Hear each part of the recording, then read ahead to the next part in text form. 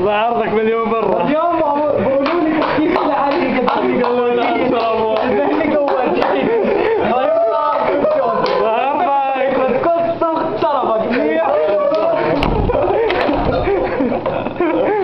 تفتح ولا اخلع؟ قالت كل شيء عليك توقع جايين. الله يبرى عرضك وينشف عرضك. انت تحفاني طيزة. الله فاتت. اخبارك شو بتصور بيش؟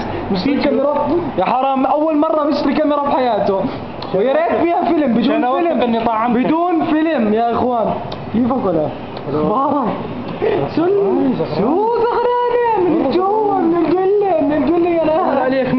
ولا عليك منتفك.